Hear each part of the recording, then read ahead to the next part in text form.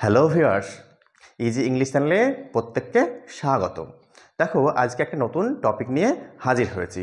ঠিক আছে, আজকের টপিকটি হলো তরু দত্ত লেখা আওয়ার ক্যাশনাটারি এই কবিতা। দেখো, কবিতায় যাওয়ার পূর্বে চলো কবি সম্পর্কে দু এক কথা আমরা জেনে নিই। দেখো, তরু দত্ত হলেন একজন অ্যাংলো ইন্ডিয়ান রাইটার। ঠিক আছে, দেখো উনি জন্মেছিলেন 4 মার্চ অর্থাৎ 4 মার্চ 1856 সালে এবং মারা যান 30 আগস্ট 1877 সালে, যখন তার বয়স ছিল 21 বছর। দেখো, উনি একজন কবি ছিলেন। কবির পাশাপাশি উনি কিন্তু ট্রান্সলেটরও ছিলেন, অর্থাৎ বাংলা থেকে ইংরেজি এবং ইংরেজি থেকে বাংলা এসব বিষয় কিন্তু উনি ট্রান্সলেটও করেছেন। দেখো, উনি বিভিন্ন বিষয়ে বিভিন্ন যে ভাষা সেই ভাষায় কিন্তু পারদর্শিতা অর্জন করেছিলেন, যেমন ধরো ফ্রেঞ্চ, ইংলিশ, বেঙ্গলি এটসেট্রা। দেখো, তার যে তোমার নোটেবল যে ওয়ার্কস, সেই ওয়ার্কসের মধ্যে রয়েছে sheaf gleaned in French field, next রয়েছে অ্যানসেন্ট ব্যালার্ড এবং লিজেন্ডস অফ হিন্দুস্তান। ঠিক আছে, এগুলি তার নোটেবল ওয়ার্কস। দেখো, এই যে তোমার আওয়ার ক্যাশনাটারিকে বলা হয় তরু দত্তের one of the finest poems. ঠিক আছে, দেখো এই যে ক্যাশনাটারি মেনলি সাধারণত পাওয়া যায় অস্ট্রেলিয়ায়। দেখো, এই গাছ কিন্তু খুব তাড়াতাড়ি বড় হয় এবং একদম খুব ঝোপালো টাইপের হয়। দেখো, এখানে শুধু যে ক্যাশনাটারি সম্পর্কে বর্ণনা করেছেন এমনটা নয়, ক্যাশনাটারি হচ্ছে একটা বায়োগ্রাফিক্যাল স্কেচ। দেখো, কবি এখানে তার যে বায়োগ্রাফি অর্থাৎ তার যে শৈশব সময়ের কিন্তু ইমেজগুলো কিন্তু এই গাছের মাধ্যমে তুলে ধরেছে। তো চলো, আর বেশি কথা না বেরিয়ে আমরা কবিতাটা দেখি। দেখো, আওয়ার ক্যাশনাটারি এই কবিতার কিন্তু 55টা লাইন যুক্ত এবং 5খানা স্ট্যাঞ্জা রয়েছে। ঠিক আছে, এক একটা স্ট্যাঞ্জায় 11টা করে লাইন রয়েছে। দেখো, এবং যে রাইমিং প্যাটার্নটা এই কবিতা ফলো করে সেটা হচ্ছে ABBA CDDC EEE। ঠিক আছে, এই রাইমিং প্যাটার্ন কিন্তু আলোচ্য কবিতায় ফলো আপ হয়েছে। তো চলো, আর কথা না বেরিয়ে কবিতাটা লাইন বাই লাইন দেখা যাক।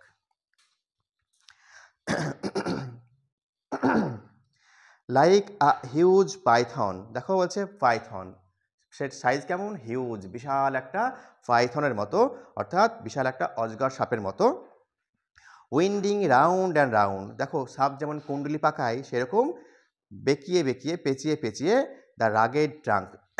দেখো, একটা বিশাল পাইথন সাপের মতো কোথায় মানে কুণ্ডলি মেরেছে, এত গাছে চারিদিকে রাউন্ড এবং রাউন্ড করে। ঠিক আছে, ইনডেন্টেড ডিপ উইথ স্কার। দেখো, কোনো গাছের উপরে যদি কোনো কিছু মানে পেঁচানো হয় তাহলে কি হবে? দীর্ঘদিন থাকতে থাকতে একটা দাগ হবে, তো স্কার হবে, যেটা সেই গাছে অর্থাৎ ক্যাশনা গাছে একটা বিশাল রকমের একটা দাগ ফেলে দিয়েছিল। ঠিক আছে, up to its very summit near the star. দেখো কি বলছে এখানে, যে গাছের যে সাইজ বিশালতা সেটা বলছে একদম স্টারকে ছুঁয়ে ফেলেছে, অর্থাৎ স্টার পর্যন্ত চলে গিয়েছে, হ্যাভেন পর্যন্ত চলে গিয়েছে, অর্থাৎ বিশাল বড় গাছ সেটা কিন্তু মেন করছে। ঠিক আছে, এবং দেখো পুরো গাছটা জুড়ে, অর্থাৎ তার যে মাথা অবধি কিন্তু পেঁচানো ভাবটা কিন্তু চলে গিয়েছে। সেইটা কি বলছে? কি a creeper climbs in those embraced bound no other tree could live. দেখো, ক্রিপার বলতে লতানো, তাই তো? দেখো, আমরা লতানো গাছ দেখেছি, সেই লতানো গাছ কি করে? অন্য গাছকে অবলম্বন করে পেঁচিয়ে পেঁচিয়ে পেঁচিয়ে উঠে যায়, তাই তো?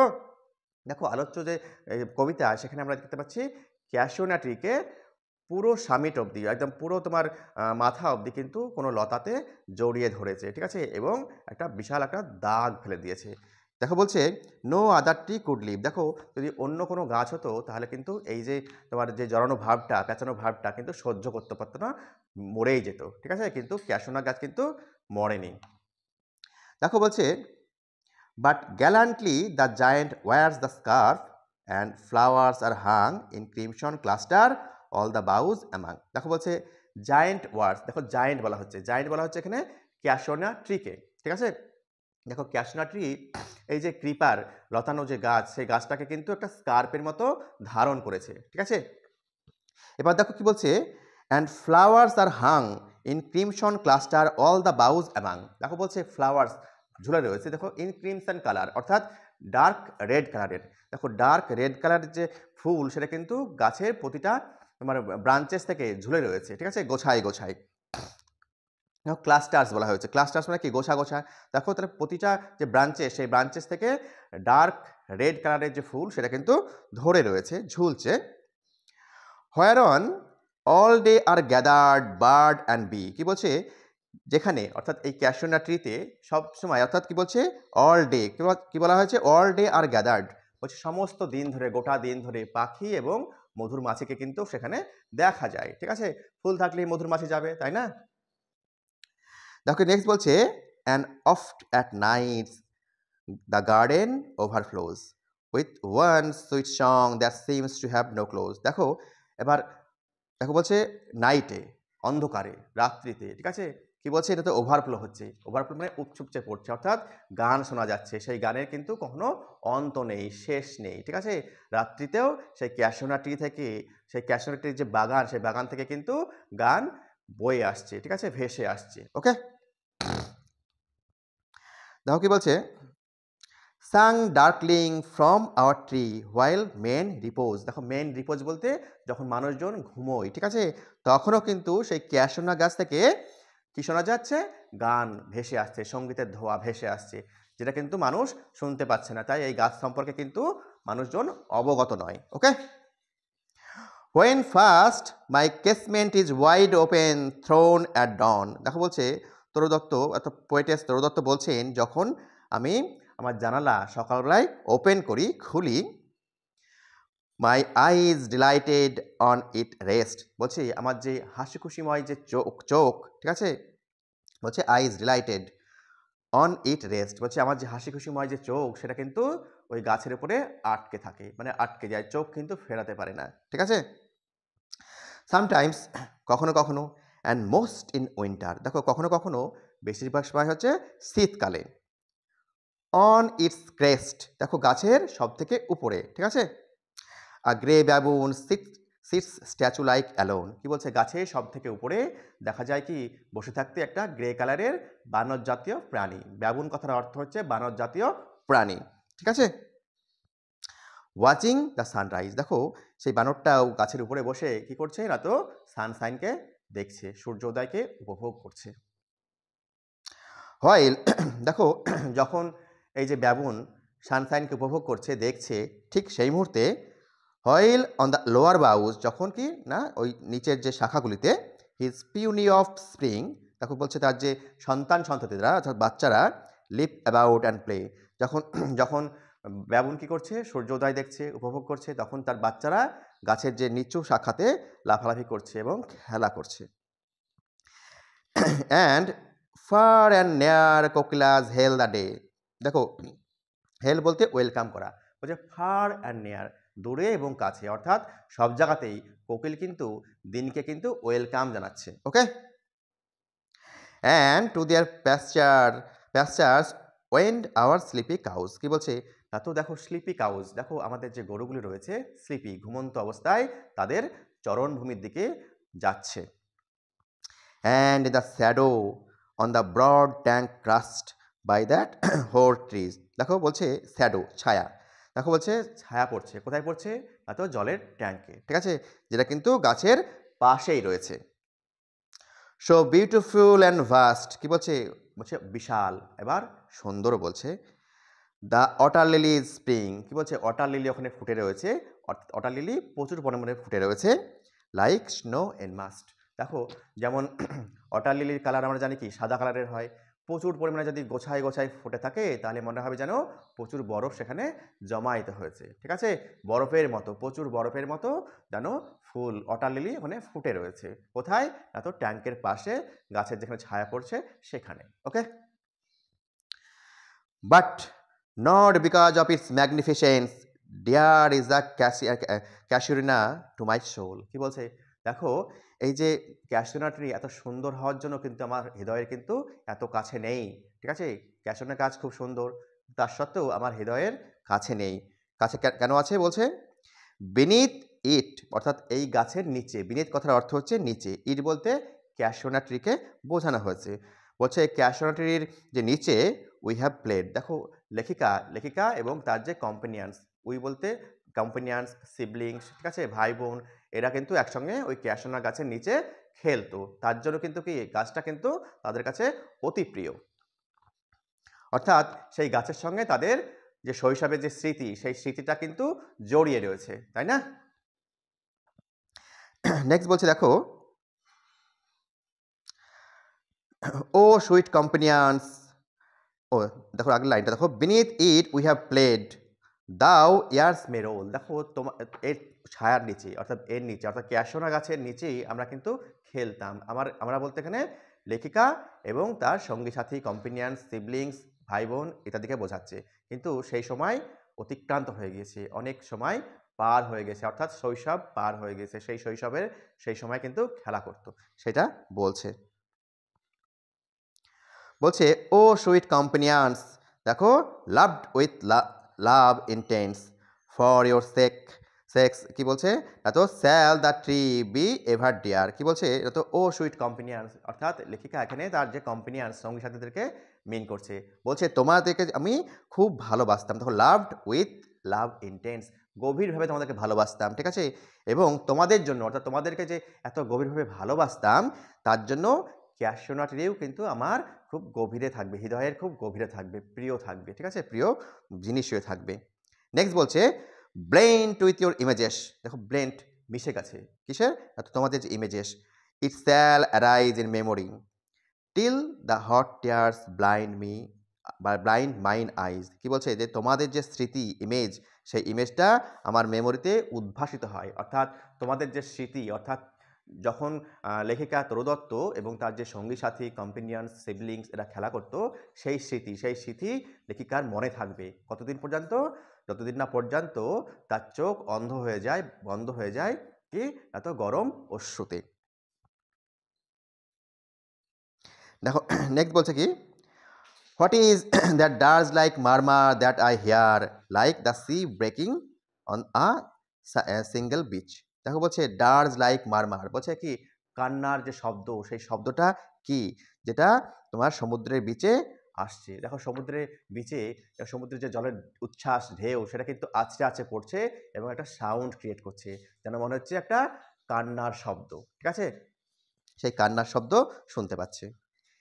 It is the trees lament, দেখো এই যে কান্নার শব্দ সেই শব্দটা কি, কার শব্দ না তো ট্রিজ ল্যামেন্ট, গাছের দুঃখজনিত শব্দ, অ্যান্ড এয়ার স্পিচ, দেখো শোনা তো যাচ্ছে কিন্তু বোঝা যাচ্ছে না, একদম ভুতুরে, ঠিক আছে, গাছের যে ল্যামেন্ট গাছও দুঃখ প্রকাশ করছে, ঠিক আছে, কেন দুঃখ প্রকাশ করছে, কবির যে সঙ্গী সাথী কম্পেনিয়ান্স তারা কিন্তু অনেকেই মারা গিয়েছেন, সেই মারা যে যাওয়ার ফলে যে শোকাহত হওয়ার জন্য গাছও কিন্তু ল্যামেন্ট প্রকাশ করছে, সেই আওয়াজটা কিন্তু বোঝা যাচ্ছে না, শোনা যাচ্ছে।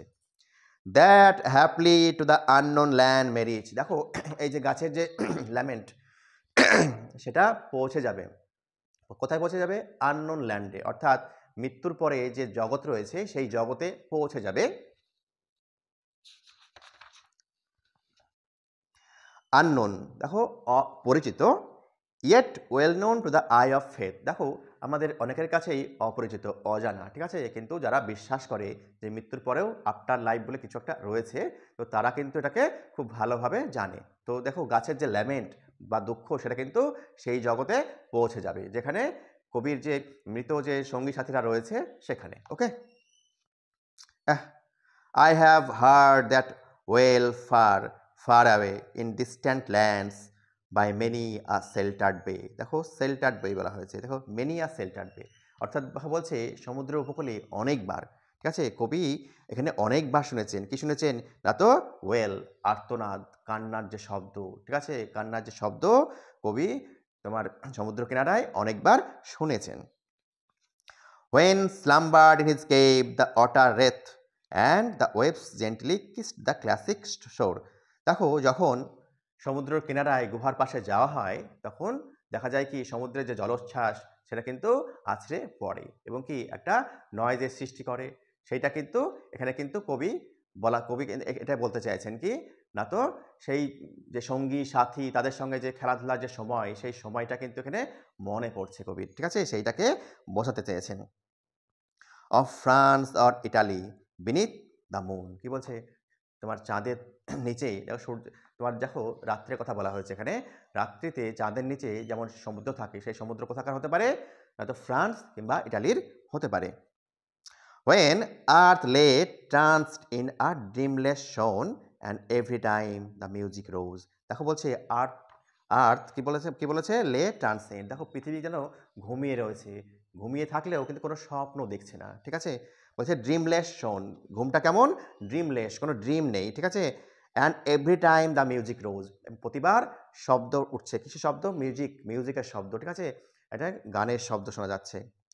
বিফোর মাইন ইনার ভিশন রোজ আ ফর্ম সাবলাইম। দেখো আমার যে অন্তর্চক্ষু, ইনার ভিশন বলা হয়েছে, ইনার সেলফ বলা হয়েছে, সেখানে একটা ইমেজ উদ্ভাসিত হচ্ছে, ছবির উদ্ভাসিত হচ্ছে, ছবি প্রস্ফুটিত হচ্ছে, যেটা বোঝা যাচ্ছে না। দেখো পরের লাইনে বলছে কিছু ছবি, দাই ফর্ম ছবিটা কিসের, ইমেজটা কিসের, ইওর, দাই বলতে ইওর, তাই তো, এখানে ক্যাশুয়ানা ট্রির ছবি বলা হয়েছে। ও ট্রিজ বলছে দাই ফ্রম, ও ট্রিজ বলছে গাছ, ও গাছ, এই ছবিটা হচ্ছে, এই ইমেজটা হচ্ছে তোমার। As in my happy prime, দেখো আমার যে হ্যাপি টাইম, যখন আনন্দের সময় হয় তখন তোমার কথা আমার কিন্তু মনে পড়ে, ঠিক আছে, তোমার ইমেজ আমার চক্ষুতে উদ্ভাসিত হয়, প্রস্ফুটিত হয়, ঠিক আছে। আই শ দি বলতে you, in my own loved native climate. দেখো কি বলছে, আমি তোমাকে দেখেছি, দি বলতে ইউ, এখানে ইউ বলতে ক্যাশোনাট্রিকে বোঝানো হয়েছে, বলছে তোমাকে আমি আমার নেটিভ ক্লাইমেট বলতে তোমার যে পশ্চিমবঙ্গে তোর দত্তের বাড়ি ছিল, তো নেটিভ ক্লাইমেট বলতে ভারতবর্ষের যে আবহাওয়া, সেই আবহাওয়াতেও তোমাকে দেখেছি। দেখো এখানে দেখেছি বলতে ভারতবর্ষে কিন্তু ক্যাশোনাট্রি কিন্তু গ্রো হয় না, তবুও কিন্তু বলছেন তোমাকে আমি দেখেছি আমাদের নেটিভ ক্লাইমেটে। এখানে কবি কিন্তু তার তোমার যে ইনার ভিশন, সেইখানে কিন্তু অর্থাৎ স্মৃতিতে কিন্তু কবি কিন্তু দেখেছেন, এই প্রসঙ্গে কিন্তু বলেছেন। Therefore I fain would consecrate a lay unto thy honor tree. কি বলছে, দেখো এই কারণে আমি খুব খুশি মনে তোমাকে একটা অর্পণ করব, কনসিক্রেট মানে হচ্ছে অর্পণ করা, দেওয়া, প্রদান করা। লে বলতে লিরিক, বলছে তোমার প্রতি আমি একটা উৎসর্গ করব, একটা লিরিক উৎসর্গ করব, আনটু দাই অনার, বলছে তোমার সম্মানে, গাছ তোমার সম্মানে আমি একটা লিরিককে উৎসর্গ করব। কি বলা হয়েছে, beloved of those who now in blessed sleep for a repose, এই বলতে সব সময়ের জন্য, ঠিক আছে, চিরন্তন ঘুমে যারা ঘুমিয়ে রয়েছে তাদের তুমি কি দেখো beloved ছিলে, অর্থাৎ কি তুমি প্রিয় ছিলে, অর্থাৎ কবি এখানে বলতে চেয়েছেন তার যে সঙ্গী সাথী কম্পেনিয়ান সিবলিংস ভাই বোন যে সমস্তরা বা যারা এখন মারা গিয়েছেন, অন্য জগতে চলে গিয়েছেন, তাদের তুমি খুব প্রিয় ছিলে। dearer than life to me alas were they, কি বলছে কবি এখানে তোর দত্ত বলছে তারা অর্থাৎ আমার যে সঙ্গী সাথী সিবলিংস ভাই বোনেরা আমার কিন্তু প্রাণের থেকেও অধিক প্রিয় ছিল, ঠিক আছে, এটা কিন্তু কবি বোঝাতে চেয়েছেন। mayst thou be numbered when my days are done with deathless trees, দেখো বলছে mayst thou be numbered, বলছে হোয়েন মাই ডেজ আর ডান, বলছে আমার ডেজ অর্থাৎ দিনগুলো যখন ফুরিয়ে আসবে তখন কিন্তু দেখো বলছে mayst thou be numbered with deathless tree, বলছে তোমাকে তখন গণনা করা হবে কি ডেথলেস ট্রি হিসাবে। দেখো কবি বলতে চেয়েছেন আমার যখন দিন ফুরিয়ে আসবে অর্থাৎ আমি যখন মারা যাব তখন তোমাকে বিচার করা হবে একটা ডেথলেস ট্রি হিসেবে, ঠিক আছে, অমর গাছ হিসেবে। দেখো এটা তো কখনোই সম্ভব নয়, অর্থাৎ পৃথিবীতে যারা জন্ম লাভ করেছে তারা একদিন না একদিন বা কোনো না কোনো দিন এই পৃথিবী ছেড়ে চলেই যাবে। দেখো আলোচ্য কবিতায় তাও কিন্তু কবি বলতে চেয়েছেন ডেথলেস ট্রি, অর্থাৎ কবি বলতে চেয়েছেন কি যে গাছ অর্থাৎ ক্যাশোনা ট্রি কবির যে পোয়েম, ঠিক আছে, সেই পোয়েমের মাধ্যমে অমর হয়ে যাবে, ঠিক আছে, ডেথলেস হয়ে যাবে। লাইক দোজ ইন বড়োডেল, দেখো বড়োডেল বলতে বোঝানো হয়েছে উইলিয়াম ওয়ার্ডসওয়ার্থ, তোমার উইলিয়াম ওয়ার্ডসওয়ার্থ একটা কবিতা লিখেছিলেন, ঠিক আছে, সেই কবিতাতে দেখো লুসি পোয়েম লিখেছিলেন, সেই লুসি পোয়েমে কিন্তু বড়োডেলের কথা উল্লেখ রয়েছে, যেখানে আমরা দেখতে পাবো ইউ ট্রির কথা। দেখো সেখানে কবি কিন্তু ইউ ট্রিকে কিন্তু কি ডেথলেস বানিয়ে দিয়েছে, ঠিক বড়োডেলের মতো যে ইউ ট্রি রয়েছে সেই ট্রির মতো তুমিও কিন্তু কি অমর হয়ে যাবে, ডেথলেস হয়ে যাবে আমার কবিতার মাধ্যমে, অর্থাৎ আমার কবিতাটা যখনই কেউ পড়বে আমার ক্যাশোনা ট্রি তখনই কিন্তু কি তোমার কথা জানতে পারবে, ঠিক আছে। নেক্সট দেখো বলছে লাইক দোজ ইন বড়োডেল বললাম এটা, under whose awful branches lingered pale, দেখো যার যে গাছের ডালের নিচে কি থাকতো পেল ফ্যাকাশে, কি ফ্যাকাশেটা কি এত ফেয়ার ভয়, ট্রেম্বলিং হোপ, দেখো আশা রয়েছে সেটা কম্পেয়মান আশাটা কাঁপছে, অ্যান্ড ডেথ দ্য স্কেলিটন, এবং মৃত্যুরূপী যে তোমার হাড়ের যে কাঠামো সেই কাঠামো অ্যান্ড টাইম দ্য শ্যাডো কি বলছে এবং সময় সেটা কিন্তু গাছের ছায়ার মতো। দেখো তাহলে গাছের ছায়ায় কি রয়েছে? গাছের ছায়াতে দেখো তোমার যে আশা রয়েছে, ভয় রয়েছে, মৃত্যু রয়েছে এবং কি রয়েছে? সময়ও রয়েছে। ঠিক আছে? দেখো সবকিছুই গাছের ছায়াতে রয়েছে।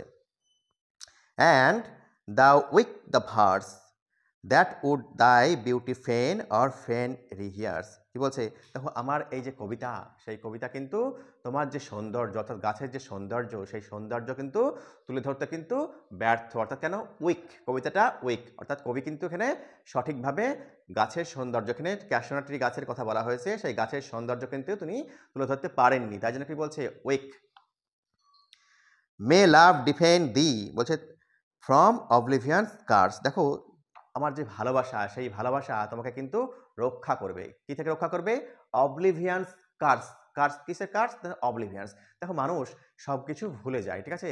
এই ভুলে যাওয়ার যে অভিশাপ সেই অভিশাপ থেকে কিন্তু এই গাছকে কিন্তু কবির যে ভালোবাসা সেটা কিন্তু রক্ষা করবে। অর্থাৎ কি? তাকে চিরন্তন গাছে পরিণত করবে অর্থাৎ কবিতার মাধ্যমে। দেখো এই হচ্ছে আলোচ্য কবিতা। দেখো কবিতাটা আমরা দেখতে পেলাম কি না, তো একটা তরু দত্তের একটা বায়োগ্রাফিক্যাল স্কেচ। দেখো আলোচ্য কবিতার মাধ্যমে উনি কিন্তু তার যে শৈশব সেই শৈশবে সেই গাছের ছায়ায় অর্থাৎ ক্যাশনারির গাছের ছায়ায় তার সঙ্গী সাথী কম্পেনিয়ান সিবলিংস ভাই বোন এদের সঙ্গে খেলাধুলা করতো, সেই খেলাধুলার যে ছবি ইমেজ সেটা কিন্তু আলোচ্য যে কবিতা সেই কবিতার মাধ্যমে কিন্তু বর্ণনা করেছেন। দেখো আশা করি তোমরা বুঝতে পেরেছো। যদি কোনো সমস্যা থাকে কমেন্টে কমেন্ট করো। ভালো থেকো, সুস্থ থেকো।